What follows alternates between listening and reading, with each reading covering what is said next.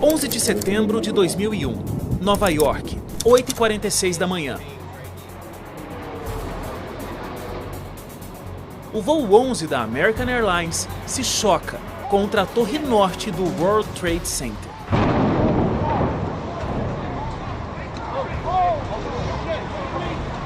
O que parecia ser um acidente se transforma em pânico, quando 16 minutos depois, outro avião atinge a Torre Sul.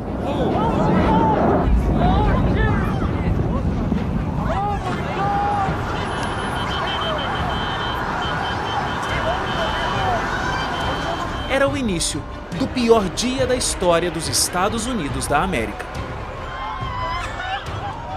O caos toma conta das ruas, fechando todas as pontes e túneis de Manhattan imediatamente. Às 9h37, um terceiro avião, o voo 77 da American Airlines, cai sobre o Departamento de Defesa dos Estados Unidos, o Pentágono. E em menos de 2 horas, o mundo assiste à queda das Torres Gêmeas.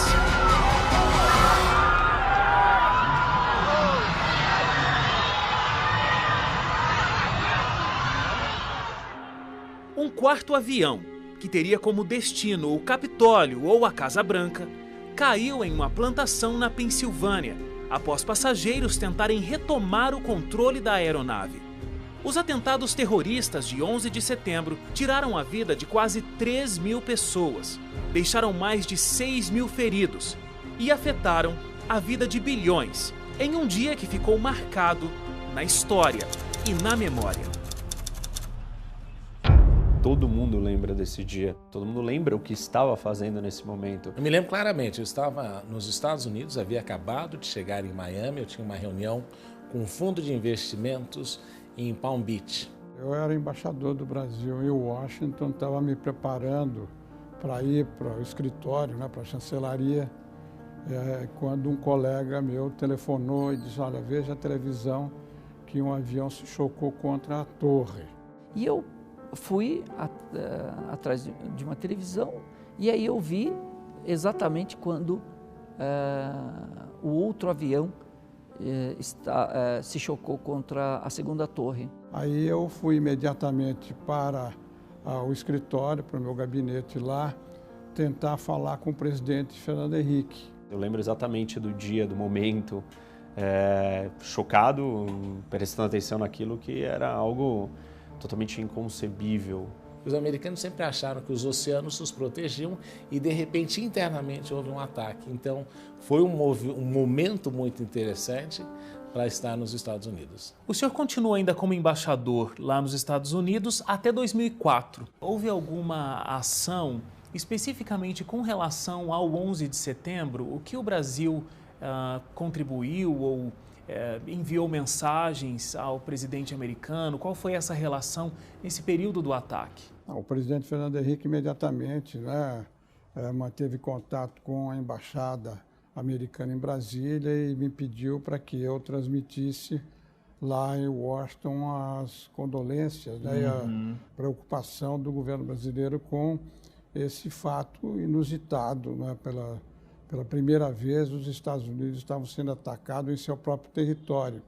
E eu antevia que haveria uma reação muito forte por parte das autoridades americanas, como de fato aconteceu. Os Estados Unidos, nesse momento do ataque terrorista, eles mantinham 31% de todo o PIB mundial. E existia uma grande distância ainda entre os próximos colocados. Realmente era uma superpotência econômica que dificilmente, naquele período, inclusive 2001, alguém poderia imaginar um ataque como esse, não é verdade, doutor?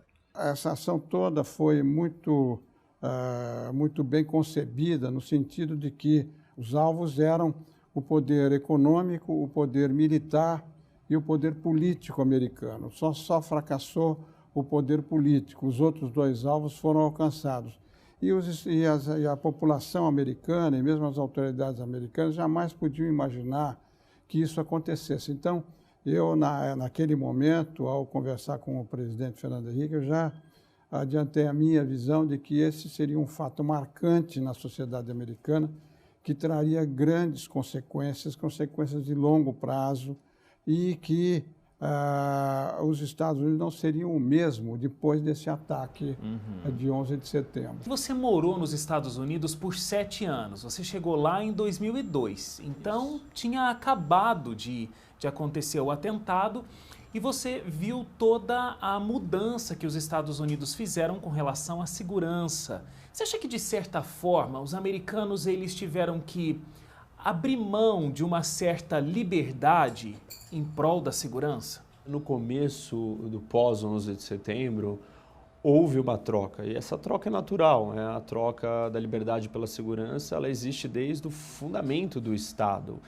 O Thomas Hobbes já falava disso, que as pessoas abdicam da sua liberdade, da sua soberania, para criar uma ordem, e o fato mais importante na criação do Estado é o estabelecimento da ordem, porque sem ordem, sem segurança, nós vivemos num estado de anarquia, de sofrimento, de perigo e riscos. Houve uma intrusão muito grande, os e-mails eram violados e depois houve uma certa reação da sociedade e alguns desses excessos foram contidos, mas a legislação continua em vigor até hoje, foi renovada recentemente. Naquele momento que não se sabia muito bem de onde vinha a ameaça e tinha que se estabelecer ou trazer uma resposta para a situação, isso se tornou mais controverso.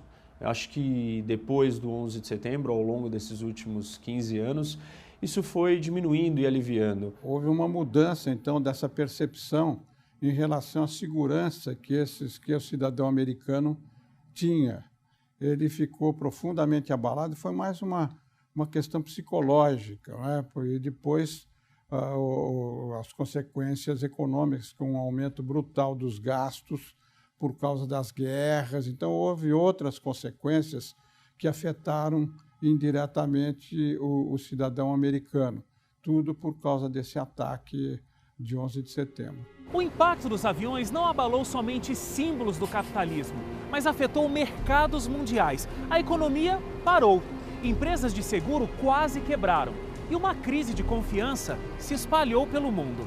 O impacto do 11 de setembro ele foi enorme, não só em Nova York, empregos foram perdidos, os bancos que tiveram que se reajustar, o custo todo de segurança nos aeroportos, então houve um impacto negativo nesse sentido. E houve também havia uma massa de dinheiro que volta para os Estados Unidos, né? O pessoal para de investir um pouco internacionalmente, e aí você tem o mercado em aquecimento e aí gera todo o resultado da crise de 2007. Mas quanto custou para os Estados Unidos esse atentado? O 11 de setembro custou quanto para o bolso americano? Bem, vamos pensar aí e dividir em 2 momentos.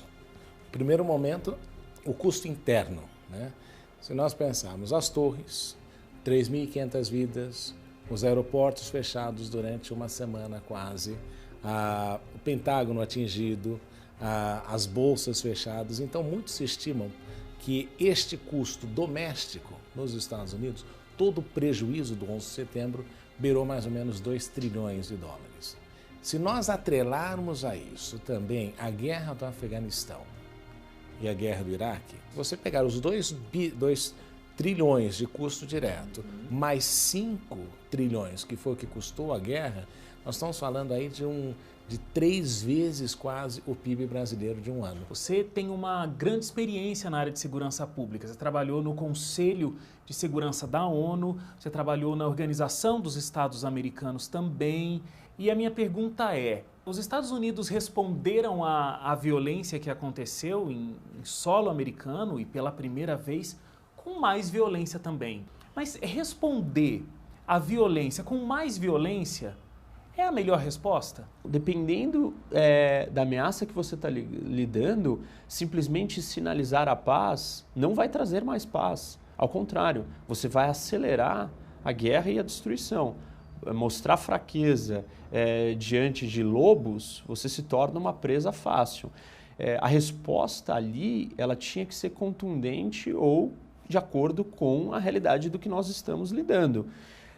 Existem erros de algumas ações, como por exemplo o Iraque é um erro, mas o Afeganistão não. O Afeganistão, inclusive, o direito internacional reconhece que é legítima defesa porque você foi atacado. A mensagem naquele momento para os Estados Unidos e mensagem dos Estados Unidos ao mundo é a de resistência. Você não pode combater os Estados Unidos sem sofrer as sanções relativas a este combate. Foi algo necessário. Aí você tem que dividir em 2 pontos. Primeiro, Afeganistão e Iraque. Afeganistão e Iraque.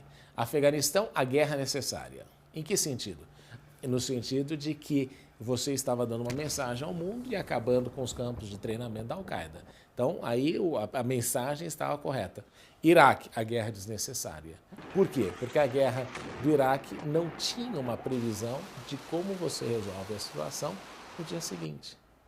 Tiramos Saddam Hussein, tá bom, quem que a gente coloca? Esta pergunta, como é que fica o Iraque depois que nós saímos, é que ela não foi respondida. O debate mundial estava girando em torno da resposta de como lidar com o Iraque. No final, nós sabemos o resultado daquela intervenção, do ponto de vista político, militar e até de segurança, foi um fracasso. Foi um fracasso os objetivos almejados, o que foi alcançado ali dentro, mas você estava lidando com um risco muito grande. E a decisão de um líder e daqueles que governavam o país era, mesmo que a possibilidade dele ter armas de destruição em massa sejam muito pequenas, na era do terrorismo, o uso dessas armas causaria uma destruição, um impacto absurdo. Quer dizer, os Estados Unidos passaram a ter uma potência que agia unilateralmente, não se preocupava com a comunidade internacional. Isso criou muitos problemas, como nós vimos posteriormente, né? Sobretudo com a guerra do Iraque, o desmonte do governo do Iraque, a prisão e a morte do Saddam Hussein e o começo das atividades terroristas, que toda essa atividade que nós estamos vendo hoje, em grande parte, na minha visão, é consequência dessa guerra do Iraque, que não tinha justificativa na época, porque não era uma ameaça aos Estados Unidos e foi a primeira vez que os Estados Unidos atacaram um país sem ter sido atacado. O medo de novos ataques fez com que diversos governos alterassem ou criassem uma lei antiterrorista. Já os Estados Unidos lançaram uma guerra ao terror, que custou ao país mais de 2 trilhões de dólares e criou um novo inimigo comum: os muçulmanos. O senhor Sheikh viveu intensamente esse momento do 11 de setembro porque foi um pouco de um porta-voz que a gente tinha para a imprensa aqui no Brasil. O senhor acha que foi aí que começa o preconceito contra o islamismo? Porque o atentado 11 de setembro ele foi arquitetado, ele foi pensado por uma organização fundamentalista islâmica que é a Al-Qaeda. Começou um preconceito a se acentuar ali. Os atentados de 11 de setembro foram um marco. Então, aqui inicia-se realmente uma década de onda de discriminação, de preconceito e a desconstrução do indivíduo muçulmano, porque toda hora era associado terrorista muçulmano, muçulmano terrorista. Durante uma década, de 2001 até 2011, houve uma onda de discriminação. Eu acho que a partir daí, uma parte da população americana, mais radical, mais conservadora, passou a identificar os árabes em geral como inimigos. Associar como se fosse verdade o atentado ligado aos muçulmanos, isso não pode acontecer. Nenhuma religião, nenhuma ideologia prega isso. Ela prega o bem. O erro está no seguidor e não na doutrina, não na ideologia, não na religião. Então, o impacto do 11 de setembro foi enorme. E nós não podemos também dissociar que todo esse surgimento do Estado Islâmico se deve como resultado daquela interferência equivocada dos Estados Unidos no Iraque.